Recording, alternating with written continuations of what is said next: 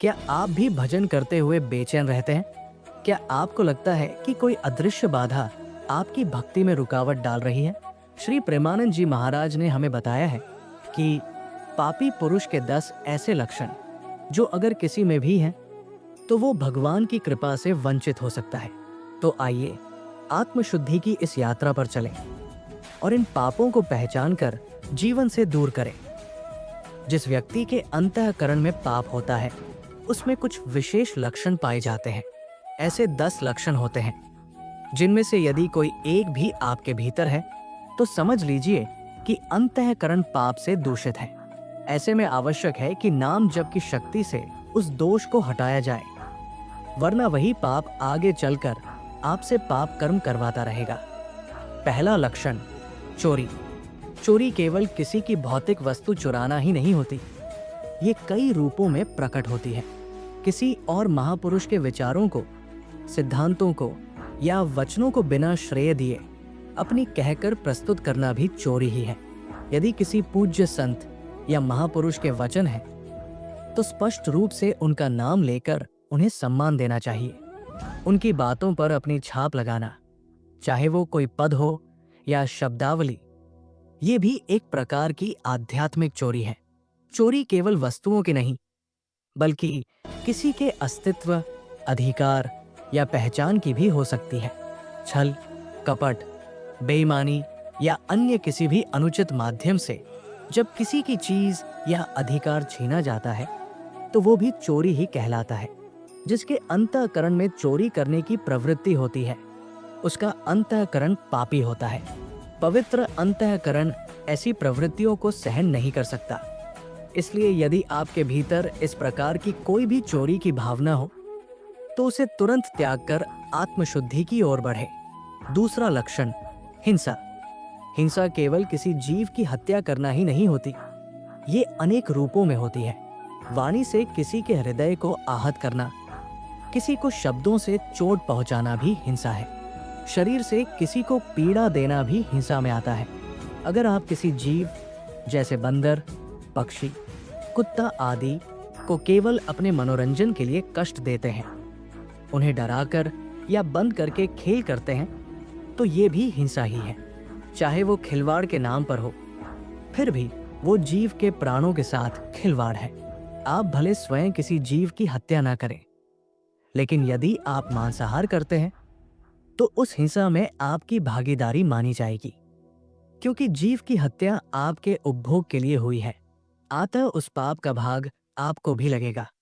कुछ लोग ये तर्क देते हैं कि मछली भगवान का अवतार है, इसलिए उसे खाना गलत नहीं है, परंतु ये भूल है। भगवान ने मत्स्य रूप अवश्य धारण किया, लेकिन किसी रूप की पूजा करना और उस रूप का भक्षण करना, ये दो विपरीत बातें हैं। और जो ये सोचते हैं कि अगर हम नहीं खाएंगे तो ये जीव बहुत बढ़ जाएंगे, तो उन्हें ये समझना चाहिए कि सृष्टि के निर्माण, पालन और संहार की जिम्मेदारी परमात्मा की है। ये उनका विधान है। मनुष्य का कर्तव्य है धर्म और करुणा के मार्ग पर चलना, राक्षसी वृत्ति अपनाना नहीं। जिस व्यक्ति के भीतर हिंसा की प्रवृत्ति है, उसका अंतःकरण पाप से भरा हुआ है। हिंसा करने वाला पुरुष पापी है और उसका अंतःकरण कलुषित है। इसलिए मनुष्य धर्म का पालन करे और अहिंसा को अपने जीवन का मूल बनाए। तीसरा लक्षण, व्यभिचार। ये पापी पुरुष की विशेषता है कि वो पराई स्त्री के प्रति व्यभिचार करता है। ऐसा पुरुष माताओं, बहनों को भी भोग दृष्टि से और अश्लील नजरों से देखने लगता है। जो व्यक्ति पराये शरीरों के साथ व्यभिचार करता है, उसका हृदय पाप से भर जाता है। व्यभिचार का प्रचलन तेजी से बढ़ रहा है, जिससे बुद्धि भ्रष्ट होती है और भक्ति, साधन, धर्म तथा अध्यात्म से दूरी बन जाती है। जहाँ काम का बोलबाला होता है, वहाँ राम का वास नहीं होता। जैसे सूर्य और अंधकार एक साथ नहीं रह सकते, वैसे ही भगवत भजन और काम एक साथ नहीं रह सकते। इसलिए जो व्यक्ति अपने जीवन में पानी ग्रहण संस्कार के पश्चात केवल अपनी पत्नी के साथ संतानोत्पत्ति के लिए शारीरिक संबंध स्थापित करता है, वो धर्ममय एवं भगवत स्वरूप का अनुसरण करता है और उसमें पाप का स्थान नहीं होता। परंतु पराई स्त्री के साथ व्यभिचार करना एक गंभीर पाप है। चौथा लक्षण, असत्य भाषण, झूठ बोलना। झूठ बोलना एक पापी अंतःकरण का स्पष्ट लक्षण है। जो व्यक्ति बात बात पर झूठ बोलता है और जिसे उसमें तनिक भी भय नहीं होता, वो अपने संचित पुण्यों को स्वयं नष्ट कर रहा है। झूठ बोलने से आयु का क्षय होता है, भाग्य का नाश होता है। तो फिर क्यों बोलते हो झूठ? सत्य बोलो और सोच समझ कर बोलो। जब भी कुछ कहने जाओ, पहले मन में विचार करो, क्या मेरी बात किसी के दिल को दुखाएगी? क्या इससे किसी का अहित तो नहीं होगा? यदि नहीं, तभी वाणी का प्रयोग करो, वो भी मधुर और हितकारी शब्दों में। भगवद मार्ग पर चलने वाला व्यक्ति अपने वचनों से भी सच्चाई और संवेदनशीलता का परिचय देता है। झूठ का त्याग आवश्यक है, क्योंकि आज झूठ जीवन के हर पहलू में घुस गया है। गोस्वामी तुलसीदास जी ने कहा, झूठ लेना, झूठ देना, झूठ भोजन, झूठ चबेना। समाज इस झूठ की दलदल में डूबता जा रहा है। आजकल लोग झूठ को चतुराई मानते हैं। बात को सजाकर, घुमा फिराकर, झूठ बोलकर अपने को बचा लेते हैं और सोचते हैं हम निकल गए।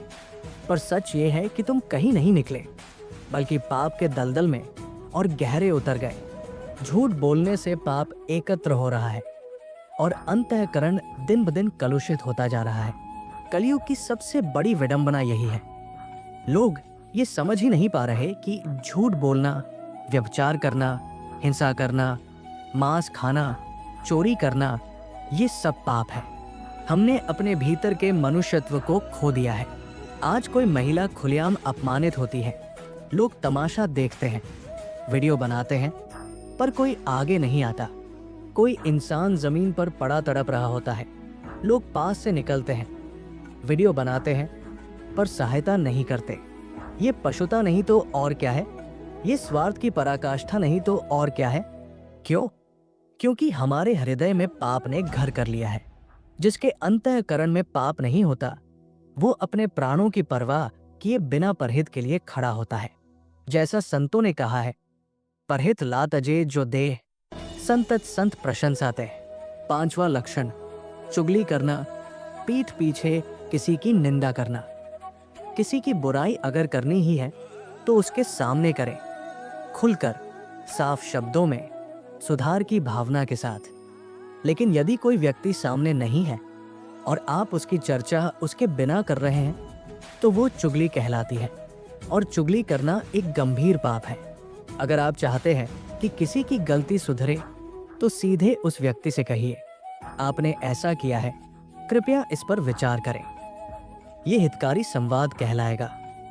पर जब व्यक्ति जा चुका हो और उसके पीछे उसके दोषों की चर्चा शुरू हो जाए, वो चुगली है और वो हानिकारक है, न केवल उसके लिए बल्कि आपके लिए भी। दुर्भाग्य से हम इसे अधिकतर लोग इसे पाप नहीं मानते। जैसे ही कोई सामने से गया, उसके बारे में चर्चा शुरू, निंदा, आलोचना, कटाक्ष, यही प्रवृत्ति चुगली है। और यही वो चीज है जो भजन को रोकती है, यही मन को मलिन करती है, भगवत प्रेम को नष्ट करती है, साधना को फलने नहीं देती। चुगली, निंदा, आलोचना, ये सब ऐसी पापवृत्तियां हैं जो हमारे अंदर घर कर चुकी हैं और जिन्हें हम सहजता से त्याग नहीं पाते। जब तक हम इनसे सावधान नहीं होंगे, तब तक न भजन टिकेगा, न आत्मिक शांति प्राप्त होगी। छठा लक्षण, पराये अधिकार को हड़पने की प्रवृत्ति। जब कोई व्यक्ति दूसरों की जमीन, संपत्ति या अधिकार को अपने स्वार्थ में लेने की चेष्टा करता है, तो वो स्पष्ट रूप से पाप की दिशा में बढ़ रहा होता है। ये चालाकी, ये छल आखिर किस लिए? क्या ये सब साथ लेकर जाओगे? याद रखो, मृत्यु सबका अंत है और वहां कोई भी संपत्ति, कोई अधिकार, कोई अहंकार तुम्हारे साथ नहीं जाएगा। जिस खोपड़ी को तुम जीवन भर ऊंचा उठाए घूमते हो, उसे भी अंत में श्मशान में फोड़ा जाता है। कपाल क्रिया में जलती लकड़ी से सिर को तोड़ा जाता है, यही है अंतिम सत्य। फिर भी जीवन भर धोखे, छल और अधिकार हरण में ही लगे रहते हो। कभी किसी की 1 इंच जमीन, 1 दाना अन्न या एक रुपया भी अपने स्वार्थ के लिए लेने की न सोचो, वरना पाप का बोझ तुम्हें चैन से जीने नहीं देगा। जैसे कोई मंदिर या सार्वजनिक स्थल की जमीन पर खेती हो रही हो और कोई व्यक्ति उसे अपने अधिकार में ले ले, ये भी पाप ही है। चाहे वो धर्म स्थान हो या परिवार की कोई पुरानी संपत्ति। बुजुर्गों ने किसी उद्देश्य से जो कुछ स्थापित किया, उसे हड़पना एक गंभीर पाप है। ऐसे पाप का मूल कारण होता है माया और अहंकार। लोग बस अपने नाम की शोभा बढ़ाने, अपने क्षेत्र को फैलाने और दुनिया को दिखाने के लिए दूसरों के अधिकारों पर कब्जा कर लेते हैं। पर ये जो भी करते हैं, वे भूल जाते हैं कि अंततः कर्मों का हिसाब देना पड़ेगा। जो पराये अधिकार में रुचि नहीं लेता, वही वास्तव में आनंदित जीवन जीता है। 7वां लक्षण, पराये अनिष्ट का चिंतन, दूसरों का बुरा सोचना। ये भी पापी अंतःकरण की एक गहरी पहचान है। जब कोई व्यक्ति दूसरों के बुरे की कामना करता है, उनके दुख में सुख खोजता है। कुछ लोगों का स्वभाव होता है कि भले ही मुझे हानि हो जाए, पर दूसरे को लाभ न मिले। जैसे मेरी एक आंख फूट जाए, लेकिन पड़ोसी की दोनों फूट जाएं तो भी चलेगा। ये सोच कैसी है? ये तो सीधे सीधे ईर्ष्या, द्वेष और अहंकार का प्रमाण है।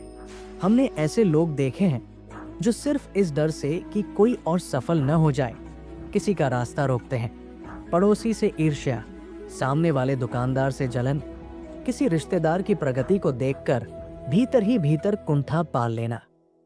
ये सब पराये अनिष्ट का चिंतन है। धन्य है वे लोग जिनके मन में किसी के लिए भी बुराई का भाव नहीं आता, जो सबके सुख में आनंदित होते हैं और किसी के दुख से दुखी होते हैं। ऐसे मनुष्य वास्तव में पवित्र अंतःकरण वाले होते हैं। लेकिन जो हर वक्त दूसरों की विफलता में अपना सुख ढूंढते हैं, चाहे वो पड़ोसी हो, सहकर्मी हो या व्यावसायिक प्रतिस्पर्धी, वे अपने भीतर पाप की आग में ही जलते रहते हैं। दूसरों का अनिष्ट सोचने वाला कभी सुखी नहीं हो सकता। ये प्रवृत्ति न केवल पाप का कारण बनती है, बल्कि आपके जीवन की सारी शांति भी छीन लेती है। 8वां लक्षण, अश्लील भाषा का प्रयोग, गंदी और अपवित्र वाणी। जो व्यक्ति अश्लील, नीच और अनर्गल बातें करता है, उसका अंतःकरण पाप से भरा होता है। जब भी बोलो, गिरी हुई बातें, बेहुदा मजाक, दूषित शब्द, यही उसकी पहचान बन जाती है। ये एक पापी पुरुष का लक्षण है। अगर बातचीत करनी है तो वो भगवत चिंतन पर आधारित हो, सच्चिदानंद भगवान की बातें हो, गीता, भागवत जैसे शास्त्रों के सिद्धांतों की चर्चा हो, या फिर ऐसी वाणी हो जो हितकर, मधुर और उन्नति देने वाली हो। लेकिन जब वाणी ही अपवित्र हो जाए, तो चाहे व्यक्ति जितना भी नाम जप कर ले, उसका कोई प्रभाव नहीं पड़ता। पूज्य संतों ने कहा है, यदि कोई व्यक्ति एक ओर नाम जप करता है और दूसरी ओर अश्लील भाषा बोलता है, तो उसका सारा साधन निष्फल हो जाता है। वाणी में शुद्धता आवश्यक है, क्योंकि वाणी से ही आत्मा की स्थिति प्रकट होती है। जो व्यक्ति गंदी, अपमानजनक या दोहरे अर्थ वाली बातें करता है, वो स्वयं ही अपनी आध्यात्मिक उन्नति के मार्ग को बंद कर लेता है। इसलिए संभाषण ऐसा हो जो आत्मा को ऊपर उठाए, न कि गिराए। 9वां लक्षण, असंबद्ध प्रलाप, बेमतलब की बातें करना। जो व्यक्ति हर समय बिना सिर पैर की निरर्थक बातें करता रहता है, जिसकी वाणी में कोई दिशा नहीं, कोई उद्देश्य नहीं, ऐसा व्यवहार एक पाप से भरे अंतःकरण का संकेत है। बिना सोचे समझे असंबद्ध बातें करना, हर विषय पर बोलते जाना, मूर्खतापूर्ण या अनर्गल बातें करते रहना, ये आत्मचिंतन से दूर व्यक्ति का लक्षण है। ऐसे लोग अक्सर सिर्फ बोलने के लिए बोलते हैं। ना बोल का कोई मूल्य होता है, ना उसका कोई संदर्भ। ये प्रवृत्ति न केवल मन को भटकाती है, बल्कि साधना, भजन और आत्मविकास के मार्ग में भी बाधा बनती है। जो मन संयमित नहीं, वही वाणी असंबद्ध होती है। इसलिए जरूरी है कि वाणी में संयम और विचारशीलता हो, हर शब्द में उद्देश्य और मर्यादा हो। 10वां लक्षण, देहाभिमान, मैं और मेरा का अहंकार। मैं कौन हूँ, मेरा क्या है, इस देह को ही सब कुछ मान लेना, यही देहाभिमान है। जब व्यक्ति मैं और मेरा के अहंकार में डूब जाता है तो ये उसके पापयुक्त अंतःकरण का संकेत होता है। ये देह, ये वैभव, ये पद, ये प्रतिष्ठा सब क्षणभंगुर है। परंतु जो व्यक्ति देह को ही आत्मा मान बैठता है उसका अभिमान कभी शांत नहीं होता। जब अंतःकरण निष्पाप हो जाता है तब देहाभिमान स्वतः नष्ट हो जाता है और वही व्यक्ति भगवान के चरणों में पूर्ण समर्पण कर पाने में सक्षम होता है। इन 10 लक्षणों को समझो। 1. चोरी। 2. हिंसा। 3. व्यभिचार। 4. असत्य भाषण। 5. चुगली। 6. पराया अधिकार हड़पना। 7. पराये अनिष्ट का चिंतन। 8. अश्लील भाषण। 9. असंबद्ध प्रलाप। 10. देहाभिमान। ये सभी पापी हृदय के संकेत हैं। यदि इनमें से कोई एक भी लक्षण अपने भीतर दिखाई दे तो उसे तुरंत पहचान कर नामजप और आत्मचिंतन द्वारा दूर कर देना चाहिए। अन्यथा ये भजन, साधना और आध्यात्मिक प्रगति में बाधा उत्पन्न करेगा। सच्चा भजन तभी फलदायी होता है जब अंतःकरण शुद्ध और पाप रहित हो। निष्कर्ष। तो प्यारे भगवत भक्तों, श्री प्रेमानंद जी महाराज के इस अमृतमय प्रवचन से हमें ये सीख मिलती है कि जीवन को पवित्र, निर्मल और ईश्वरमय बनाने के लिए हमें अपने भीतर छिपे इन 10 पापी लक्षणों से मुक्त होना होगा। चोरी, हिंसा, व्यभिचार, असत्य, चुगली, पराया धन अपहरण, अनिष्ट चिंतन, अश्लील वाणी, असंबद्ध प्रलाप और देहाभिमान। इन दोषों से मुक्त होकर ही हम भगवान के सच्चे भक्त बन सकते हैं। ईश्वर केवल मंदिरों में नहीं बल्कि उस निर्मल अंतःकरण में निवास करते हैं जो पाप रहित हो। भजन, साधना और भगवत प्राप्ति के मार्ग में ये 10 पापी लक्षण सबसे बड़े विघ्न हैं। अतः इनसे दूर रहकर नम्रता, सच्चाई और सेवा के मार्ग पर चले। मनुष्य जीवन का यही परम उद्देश्य है। जय श्री राधे, जय श्री कृष्णा। आपसे एक विनम्र निवेदन, अगर आपको श्री प्रेमानंद जी महाराज का ये दिव्य प्रवचन हृदय स्पर्शी और ज्ञानवर्धक लगा हो तो कृपया वीडियो को लाइक करें, अपने मित्रों और परिवारजनों के साथ शेयर करें और चैनल को सब्सक्राइब जरूर करें। बेल आइकन दबाना न भूलें ताकि आपको भविष्य में भी ऐसे ही प्रेरणादायक प्रवचन समय पर मिलते रहें।